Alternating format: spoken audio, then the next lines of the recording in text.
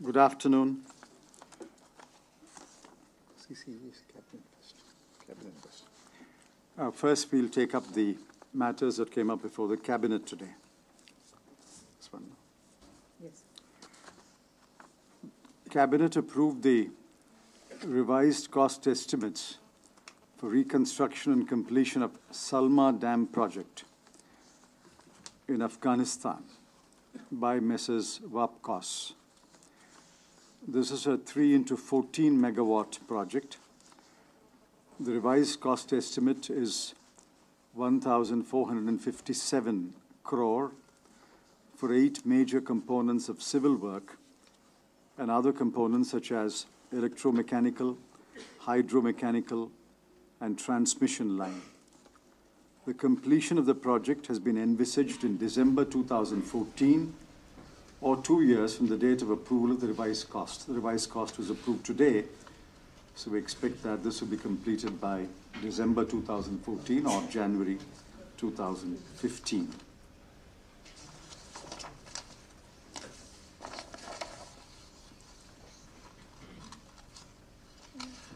The next item is the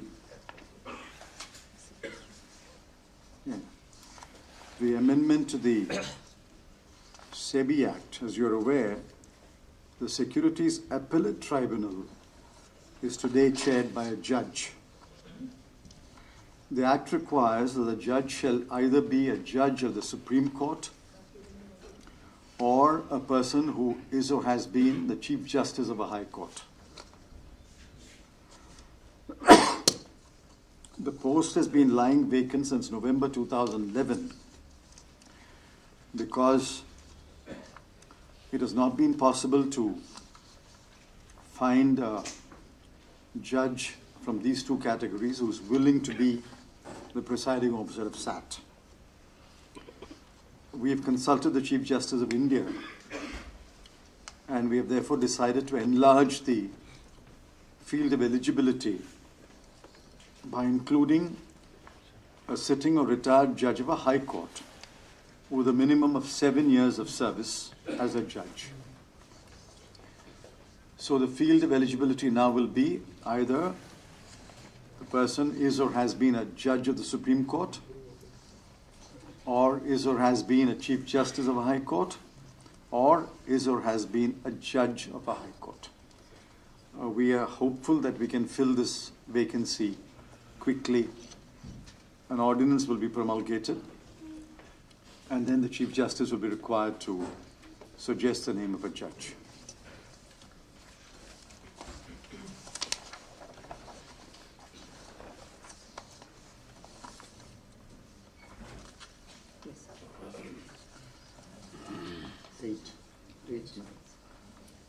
The third item is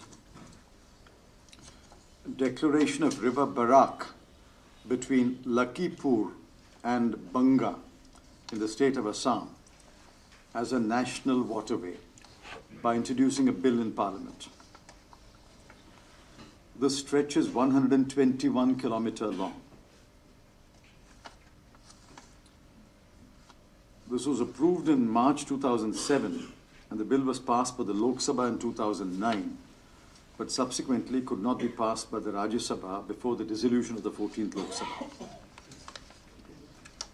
So we have to do this all over again. The development of the waterway will be in 2 phases.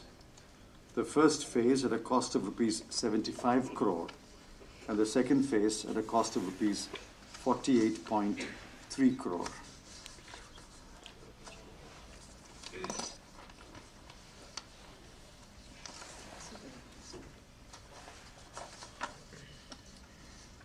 The next item is the revision of certain norms for the Indira Awas Yojana houses.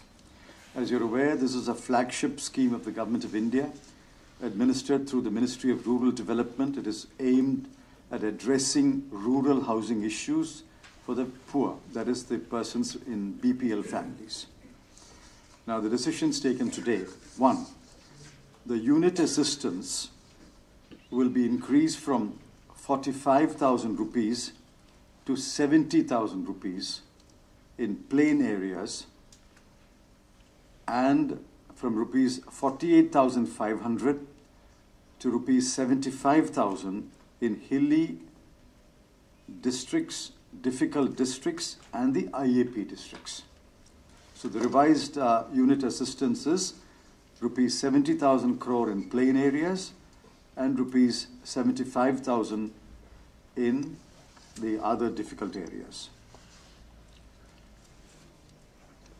Secondly, the unit assistance for providing a homestead for people who have no agricultural land or a house site is currently rupees 10,000. This will be increased to rupees 20,000.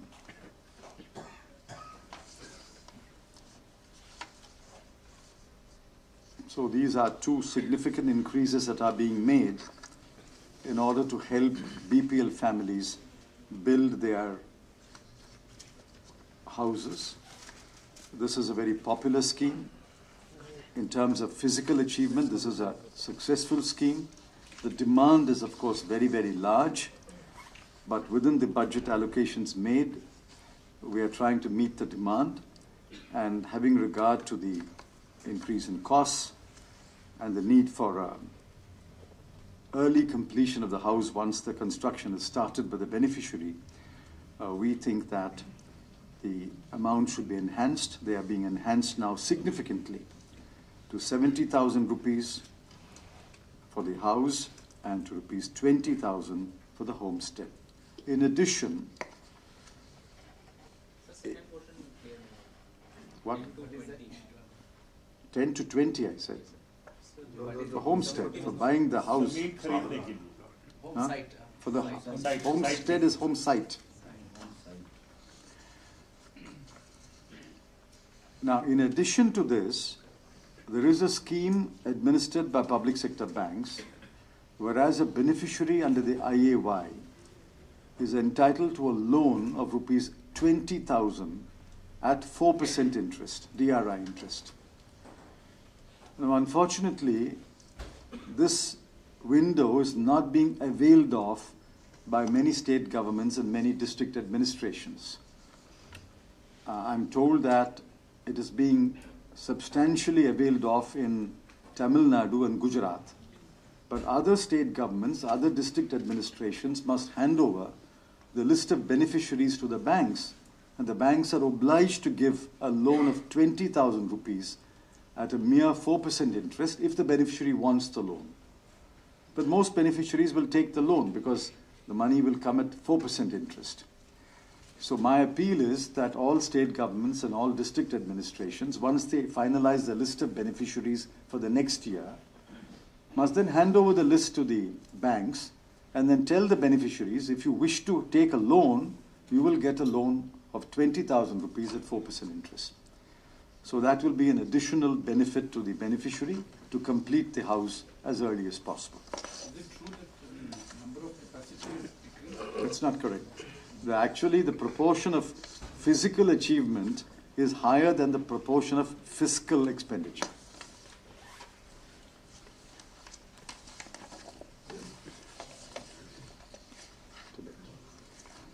Now, this is a long-standing demand, and we are happy that we have taken a decision. The schools under the Central Tibetan Schools Administration will now be transferred to the Central Tibetan Administration's Education Department. As you're aware, the schools are now being administered by a society called the Central Tibetan Schools Administration Society. It's running 21 schools, 7 grant and aid schools. There's a total enrollment of about 8,675 students. The schools follow the Tibetan medium of instruction at the primary level. Tibetan culture, music, and dance are also part of the curriculum. A peer group was appointed in 2002 to review the functioning of the CTSA. The peer group recommended that the CTSA, that is the society, be merged with the schools that are being run separately by the Central Tibetan Administration.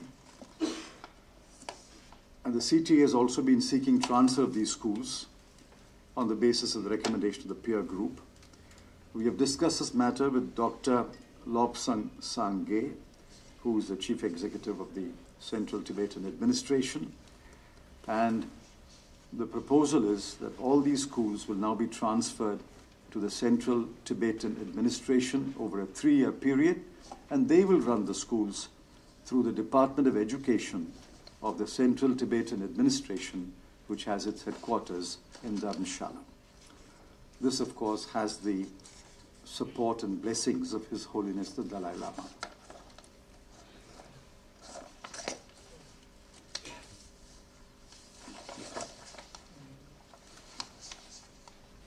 There is the National Institute of Design in Ahmedabad. It is proposed to declare the National Institute of Design Ahmedabad as an institute of national importance, and this will be done through introducing a bill in Parliament. So this institute will now become an institute of national importance.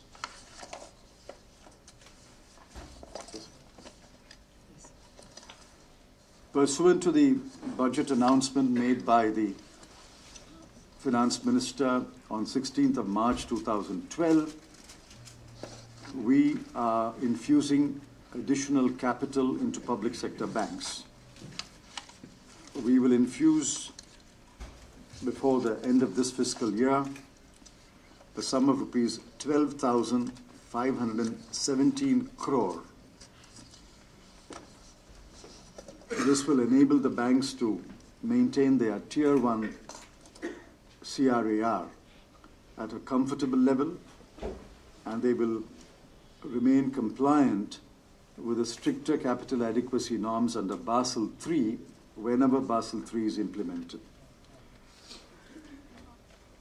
So today, Cabinet gave approval to infusing 12,517 crore into the banks. The name of the bank, the amount for each bank, and the terms of conditions will be decided in consultation with them at the time of infusion. Each bank will get slightly different amounts, and these will be worked out in consultation with each bank. As I said, we think about 9 or 10 banks will get the money, but we are in discussion with the banks, and the amount that is approved is 12,517 crore. It will be done before the end of March. There is a budgetary provision already for this. That's all.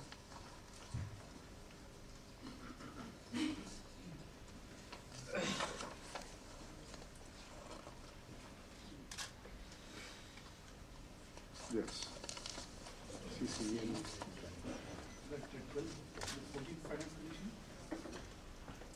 What about the 14th Finance Commission? It was in the agenda. Why? It's already been notified. Okay. Now, CCEA. The first item is the Cabinet Committee on Economic Affairs approved the divestment of 10% paid-up equity in Engineers India Limited. Current holding is 80.4%. 10% will be disinvested. How much is the current holding? 80.4. 10% will be disinvested. We expect to get 766 crores. Well, if all of you bid, we might get a little more. Price will go up. We expect to get around about 800 crore at current prices. Okay. Now, the second item is the dwelling units for rehabilitating people who will be displaced from the Jaria and Raniganj coal fields within the leasehold area of Bharat Coking Coal and Eastern Coal Fields.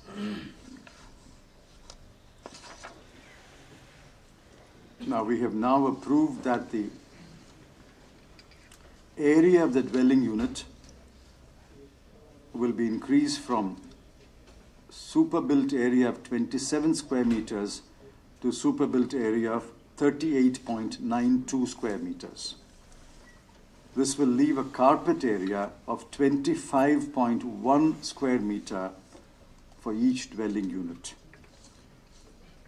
Of course, a lot of work has to be done. The demographic survey is going on to identify who are the authorized residents, who are unauthorized persons, and then the timeline for construction and the phased construction plan will all have to be worked out. Today we have approved that the size of the dwelling unit will be increased, and we have given in principle approval for the Ministry of Coal to carry forward this program. 4-laning of Patna-Gaya Dobi section on NH 83 in Bihar. CCEA today approved the implementation of 4-laning of Patna-Gaya Dobi section on NH 83 with the assistance of JICA, Japan International Cooperative Agency. The length of the project is 127.2 kilometers. The total capital cost is rupees 2015 crore. The project will be completed within 3 years after signing of the contract agreement.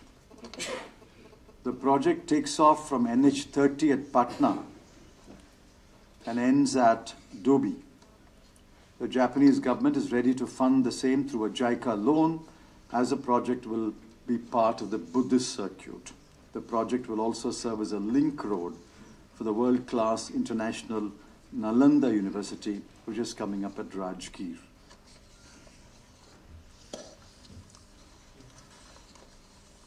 Cabinet Committee also approved the 4 and 2 laning of Barogora-Sambalpur section of NH6 in the states of Odisha and Jharkhand under NHDP Phase 4. This will be design, build, finance, operate and transfer basis. Total length is 368 kilometers.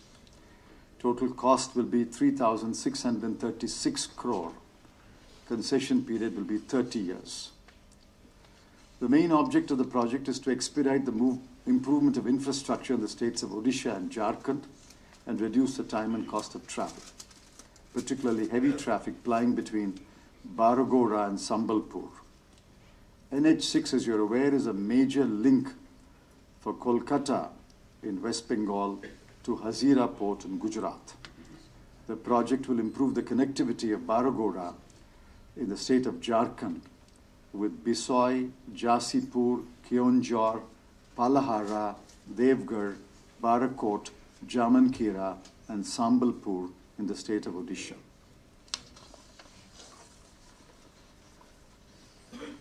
The last item was item relating to the 9th round bid of NELP.